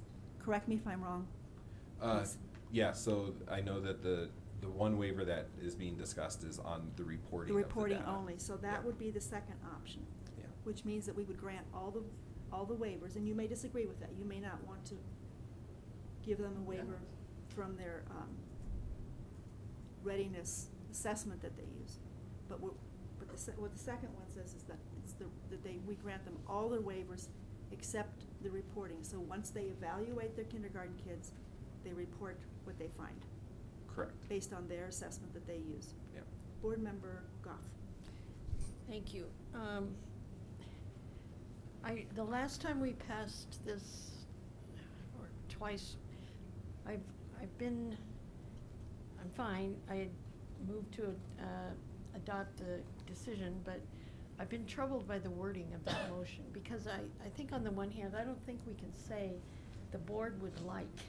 We've had that phrase in there 2 times. The board would like to have the scores, and it is a requirement in the law. I mean, if the department is required, if we're required to report this, sorry, to the legislature, then why is that not sufficient to say for the rationale for adopting You are this? correct, Board Member Goff. It is the law. There are districts that are asking to waive that law. Well, I'm And that's saying, what we're talking. when the motion is adopted, frankly, it's saying, technically, we can't grant this waiver with the non-reporting. We can't say yes, sorry, to a non-reporting waiver language. We can't? No, we have to. Well, about it depends if intent? you're if you're looking at it from the reverse angle. Okay. I'm just saying for now, let's consider wording our motion to grant the waiver, all except that one, to say because it is in the law, that the department or the board is required to make a report. Motion, but Counselor, can you clarify that this is, whether this is or is not something that we even could waive if we wanted to? Because that's kind of a new one for me. We can waive it, we just have to word the motion so that it's And see the instrument. sensible. it's a strange, because there's two related pieces, right? One is the fact that the department has an obligation to make certain reporting of what it gleans regarding school readiness. And that's unwaivable because you don't have the authority to waive Oh, the how about if statutes. we do get waivers? But here's where, the language that they're seeking to waive is a subpart of that, but separate one, that says each local education provider shall cooperate with the Department of Education in providing the information necessary for that report. So basically, they're saying the department still has to make a report, but you're releasing some districts from providing data. So perhaps the rationale is, we don't want to waive that because there's a point at which you're going to be too impaired in meeting your burden to have a realistic lens of how school readiness is functioning statewide. Yeah. So that's maybe a semantic distinction in a way, but it's waivable, but your underlying obligation is not. Got it. Rich? Board Member McClellan. Well, I'm going to take a stab at this, and if Ms. Goff feels that an amendment is needed, I'll definitely entertain a friendly amendment. I move to deny the Colorado Charter School Institute's request for waiver of CRS Section 22-7-1019, Parent 4, on behalf of James Irwin Charter Academy for the following reasons. The state board intends to and is required to report the results of their assessments to the legislature. I move, and I think I need to do this all at once, and the motion continues. I move to approve the Colorado Charter School Institute's request for the following waivers. CRS Section 22-2-112, Parent 1, Parent Q, Parent, forgive me, is that an L? It's actually Roman numeral 1. Roman numeral 1, semicolon. Section 22-7-1014, Parent A, Parent 2, Parent A. Section 22-9-106, Section 22-32-109, Parent 1, Parent B, Section 22-32-109, Parent 1, Parent N, Parent Roman numeral 1, Section 22-32-109, Parent 1, Parent N, Parent Roman numeral 2, Parent A, Section 22-32-109, Parent 1, Parent N, Parent Roman numeral 2, Parent B, Section 22-32-110, Parent 1, Parent Y, Section 22-63-201, Section 22-63-202, Section 22-63-203, Section 22-63-204, Section 22-63-203.5, Section 22-63-205, and Section 22-63-206 on behalf of James Irwin Charter Academy. Thank you, Board Member McClellan. I hope that is a proper motion. Me too, and I'd be grateful for a second. I'm going to ask to have the main point of what I consider the motion Can I get a made second? I was at the very beginning. I need clarification, and I'll be happy to second it. Sure. Okay. What was the first part of the wording? You mean the rationale? Yes, I It, think so. okay, so that was the following reason. The state board intends to and is required to report the results of the assessments to the legislature. Reading ready. Second. Thank you. Madam Chair, can I have the motion severed, please? Well, No. and originally it was so that it would be first vote on the denial motion, so taking each Yeah. of them separately, just, that's what we had done before. Without objection. Okay. Where are we? But I do have a question, if I could follow up. I think I've been firmly on both sides of this issue over time, which makes it harder. But as I remember this discussion, we have approved a waiver for the instrument to be used to make this assessment. Not yet. No, but In other instances. So the Oh, in other board has instances, yes. approved local Yeah, assessments. We've approved local assessments.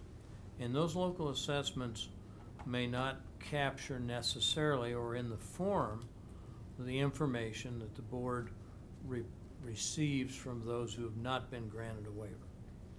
Correct. But you've provided But- guidelines. We've had a discussion about this. Yeah. In order to help the Right. districts that use a different system, their replacement plans are forced to address very specific Yeah. skills or states. I mean, the Items. The problem is I hate to keep going, seems like we've plowed this ground a number of We times.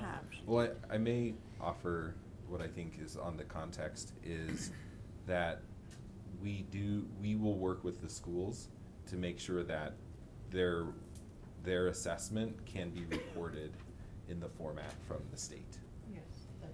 Yeah. Without So- forcing them to do something different than they wish to. Right. Right? They will they be able to implement what they've proposed and then provide a report. Because their plans really do have to follow certain pieces in the law. They don't have to use the assessments that we have approved, but there are certain skills or readiness skills that are in their replacement plan because they're in the law. I think there are a number of things that are in the law, but I believe the law only requires the only report we have to make is whether the student is ready or not ready. Is that correct? It's incorrect. Okay. Yeah. I am having a memory issue. Dr. So Coleman, do you wanna we come have to, up do just we have to go back through all of those But elements? can I just add? Just one, in a minute you can. But just add one thing that we've had from other districts where we've approved it.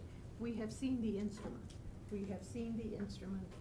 They've included the instrument that they use, and that was not provided here. I don't remember that. I remember reading no, their I replacement remember- plan, but I I don't remember remember seeing. instruments. I think we've seen some. We've seen, Some. I think we've seen we've some seen of the instruments, tests, and I think. we do not see it in this, and so. I'll say that on the proposed replacement plan of the school, the substance of the replacement plan is similar to plans that have been approved previously. Well, let me ask Julie Okay. first. But Julie, usually what you should ask for for the instrument. What are we? If they're going to ask for a replacement. Yeah. Thank you. Board What are Member we Durham. required to report? Can you read that to me? You bet. Thanks. So, Thank you. the Department of Education shall submit to the Education a report concerning the results achieved through implementation of school readiness, the preschool through elementary and secondary education standards and post-secondary and workforce readiness. So the results achieved through implementation of school readiness, I have no idea what that's looked like functionally, but that's the But statutory that, language. that could mean, and perhaps it should mean, ready or not ready. Because I thought we're supposed to focus on whether or not kids are ready. And I think the objection to this program all along has been collecting data about children on the myriad of points that are in the exam used most commonly, and I'm trying to remember the name of it. TS Gold. TS Gold. And the objection of parents to having that data transmitted to the state. So I thought we were down, after we fought this battle a number of times, I thought we were down to simply ready or not ready. And are we now demanding districts check all of those little boxes, because they're what, Six half a domains. dozen criteria Bunch of and 4 or domains that- 5 little boxes to check under each one, and that's where the whole problem started, about how much work that was for teachers, how long it took. I really don't want to revisit this, so how long, let me see a copy of the report. How long is this report? Madam Chair? So, so there are 6 domains that are listed in statute Right. that are part of school readiness. And those are the 6 areas that districts report whether or not students are, ready or not. And do they have to be ready in all 6 to be ready? No, there really isn't. There's an overall assessment of ready.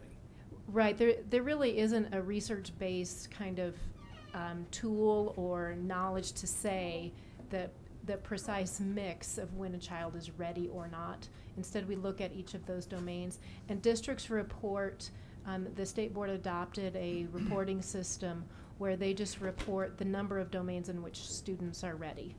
So, 0 out of 6, 1 out of 6, 2 out of 6, all the way up to 6 out of 6. In the aggregate. In the aggregate. There's no And that detail. is, right, and that is provided to the department in aggregate. We aggregate that by district and disaggregate by the required areas such as free and reduced lunch and so on. And the first year that we've reported that to the legislature was just this last year in the CAP for K report that was due in February. So it sounds as if we have minimized it, because we're not, so we're not, so do we, I take it we don't approve a replacement assessment unless it has the 6 elements? That's correct, those 6 domains. But we could, to the legislature, if we wished, just report ready or not ready, correct? That would just be challenging because we wouldn't, there's no way to say that, 5 out of 6 really means ready or not. There isn't a valid So and do the reliable districts way. then individually make that determination? They make a determination about whether they meet the criteria in each domain. So for instance, in physical development, they would say this child is what most 5-year-olds are: physically developed, able to stand on one foot, hold a pencil, use scissors, and so on. They do. So, right, let's just, help me with it. Let's take an example. You've got a child who misses 1, so they're 5 of 6. Now, we know that the statute does not allow the denial of admission to kindergarten based on this assessment. Correct. So, or advancement to the next grade level. So what do they, I love statutes with no consequences. So the purpose of We can all waste our time together this way.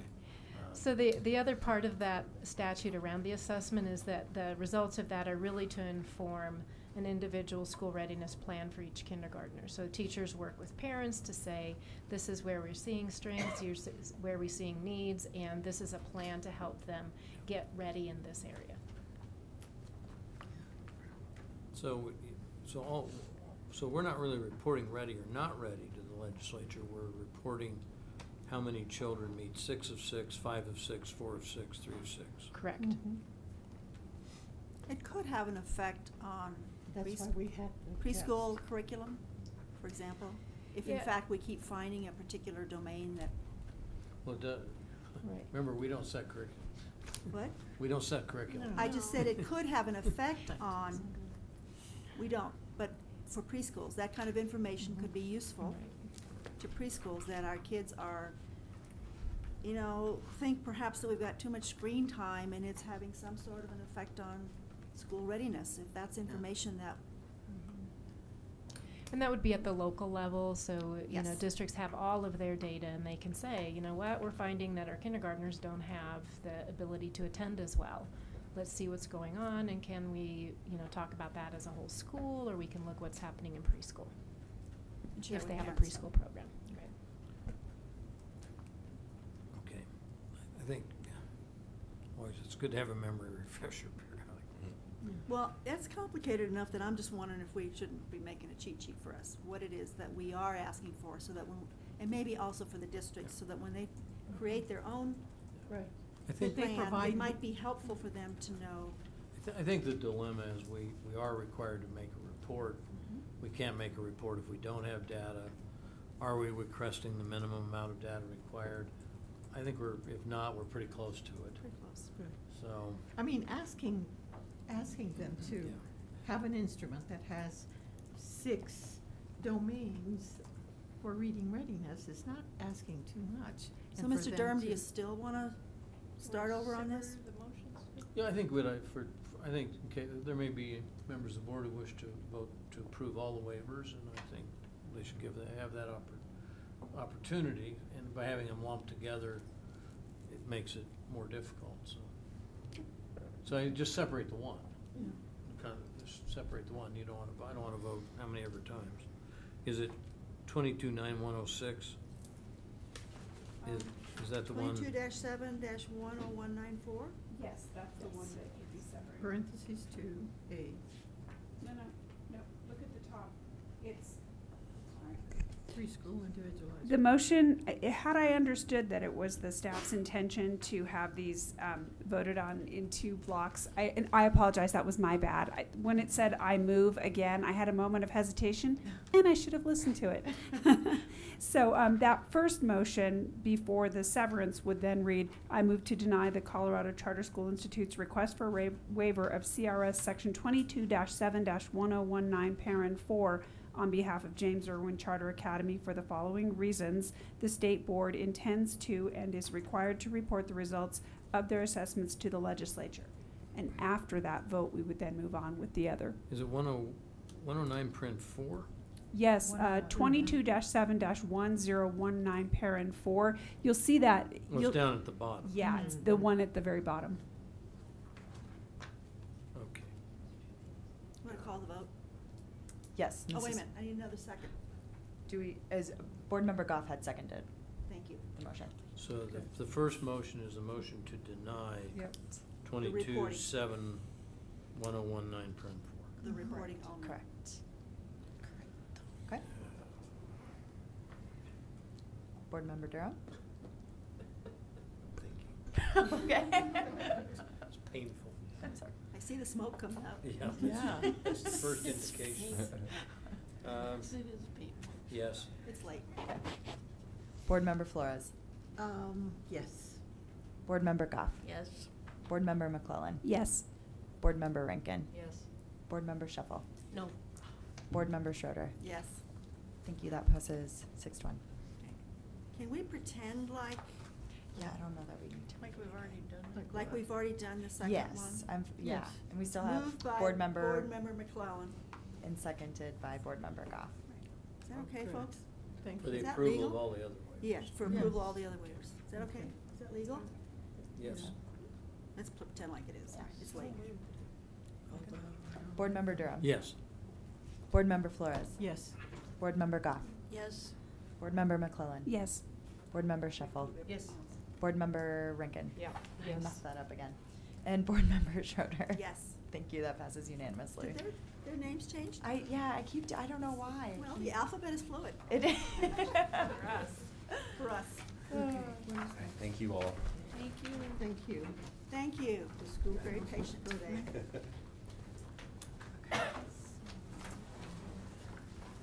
Wow. Yeah. Really? Yeah. Manana? We do have the two. Oh, public comment. We have, it's the same person that had signed up and was able to speak this morning. We had 2 requests to read into the record for public comment. Can We you read received- silently? Yeah, sure. It's at the discretion of the chair. Sure. So Can do you whatever put it into the record after we adjourn or recess? We want to go home. What? Madam Chair, this is a matter of practice. If we ever allowed things to be read into the record, I think things could be submitted for inclusion into the written record, but I don't know that, for some reason, I don't remember having things read before. No. That's fine. So I don't think it's appropriate to have Ms.